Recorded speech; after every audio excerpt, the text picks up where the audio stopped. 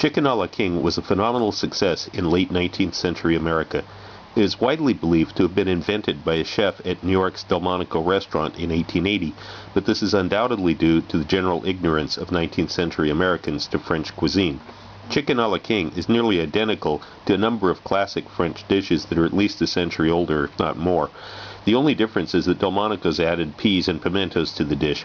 The original recipe was too delicate for most home cooks to master, and so a cavalcade of progressively simpler and easier versions followed in recipe books and magazines all the way up to the 1950s, when Chicken a la King became one of the first canned products and frozen foods, and it was gummy and stale-tasting, bearing almost no resemblance to the original glorious dish, and soon everybody became very sick of it.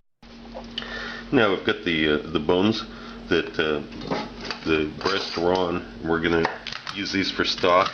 Just take a good knife, pound it through it like this, break it up. This will help in flavor the stock more. So yeah, I'm going to start making that stock. I've got the bones that the chicken was on. I'm adding about a pint of water, a couple of cups. I'm going to add some onions to this. You can add carrots and celery. In the final analysis in this dish, won't make much difference. Just going to start cooking this slowly over low heat just to get the chicken flavor to infuse it. So we've got the mushrooms. The first step is we're going to just kind of snap off the stems in each of these, and these are going to get added to that chicken stock that's simmering away now. So we're only going to use the caps for the recipe. And these snap off very easily. Of course, the mushrooms have already been cleaned, dried. There.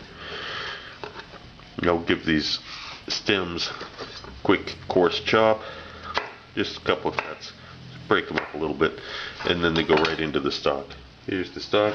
I just added the mushroom stems to, and this is going to simmer on a low heat, number 3 out of 1 to 10, for about 2 hours.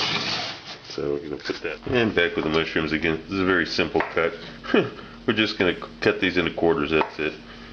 And then we're going to fry them in some butter in just a second here. A couple of knobs of butter here, and about a tablespoon of olive oil. I'm going to start heating that up in a pan. And when that's done, I'm going to sprinkle some paprika. Put the mushrooms in. Make sure you use a pan that's large enough that you have a single layer of mushrooms. We don't want the mushrooms stacked up on each other because they won't brown well after the mushrooms have absorbed the liquid that's in there. Starting to get a little bit of color. I'm going to add some salt. About a teaspoon of salt.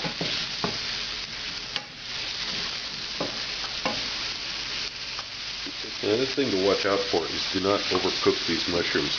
This is a very common mistake people make, amateurs especially, is they want to cook these mushrooms until they're just absolutely squishy soft and they've lost all their moisture. You don't want that. You still want some texture on them. So these are nice and brown. They picked up color. And of course, a lot of that color is from the paprika, but that's okay. They got some color on them. Remember, they're going to be cooked a second time in the sauce anyway.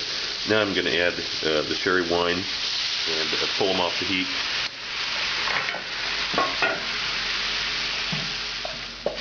So we got these mushrooms.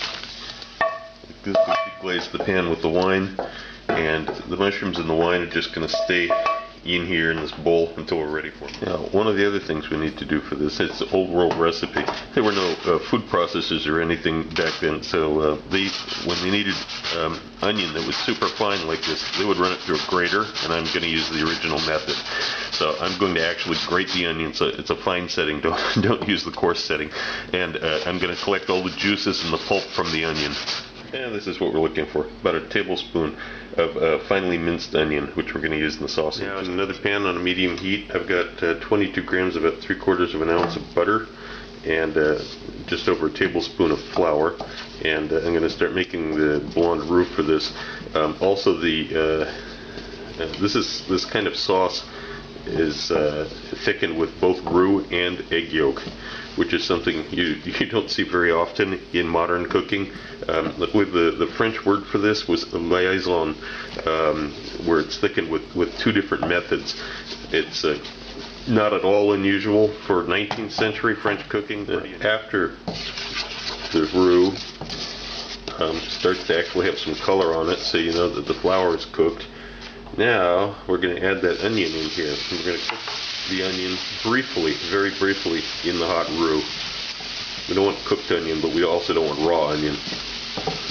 And I'm showing you the full amount of cooking I'm giving this onion, by the way.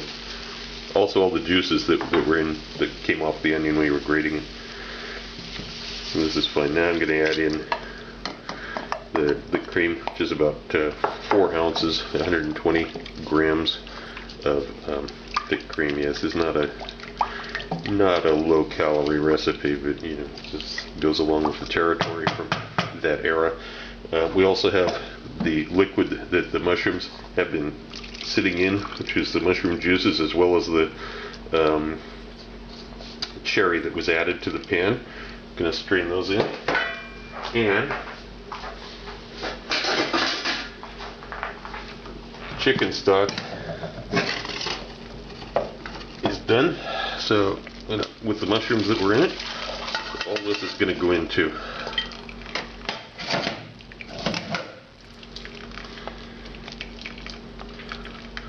Now this has to be cooked slowly to thicken it up, and it's going to take a while. Don't let it boil.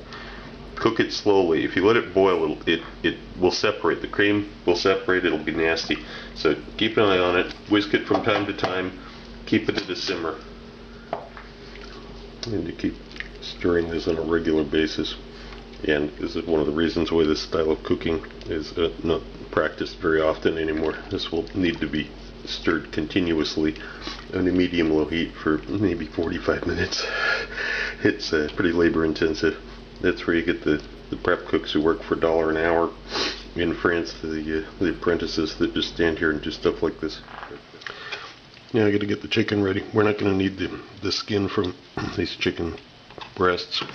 Now, if I was preparing this for like chicken on a salad or something, I would cut medallions that were thin like this. But I'm going to cut them just a little bit thicker for this. And of course, you want to cut against the grain. It's been about 20 minutes now, and this is getting thick, but it's not ready yet. And again, I'm just maintaining the stir. You can walk away from it for a minute. If the heat is on, you know, like 6 out of 10, you can walk away from it for a minute. You don't have to actually continually stir it, but don't walk away from it. Don't walk away from it for 3 or 4 minutes, or it will separate, and that'll be the end of it, and you got to start all over again. Also, remember, this is your only real chance of controlling the volume of the sauce, because once you add the egg yolks to it, it's going to get thick, and that will be the volume. And we're not making a soup here. We don't want 50 gallons of fairly watery liquid surrounding the chicken and the mushrooms. We want some intense flavors. So you got to get this. You got to get this as thick as we can without letting it separate, and just keep going on it. It's been about 25 minutes now. We're going to keep stirring a little bit. Okay, it's been about 30 minutes now. Now we're at that stage. You see where it leaves a trail briefly behind the spoon. It's always how to check to how thick a sauce is. It's not closing up instantly, but it's closing up pretty fast. That's good enough. Now I'm going to kill the heat on this, and I'm going to begin tempering the egg yolks with the solution. And here are the egg yolks. Now if I were to just add these to the sauce, I would just get some messy scrambled eggs. So we can't do that. We're going to add just a little bit of the sauce to the egg yolks and begin whisking them together.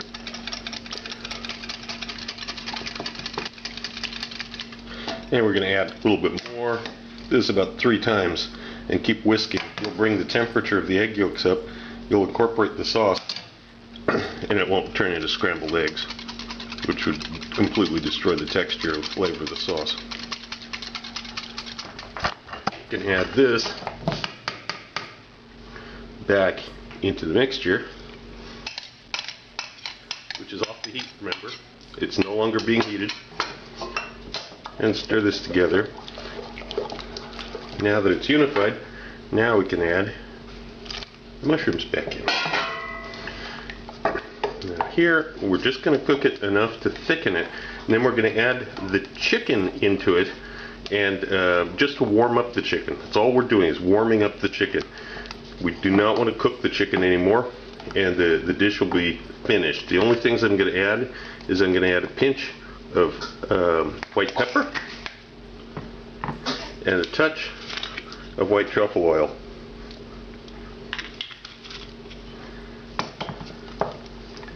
And a splash of sherry. That's it. Now we're just going to cook this until it thickens up, until its egg yolks thicken up over very low heat.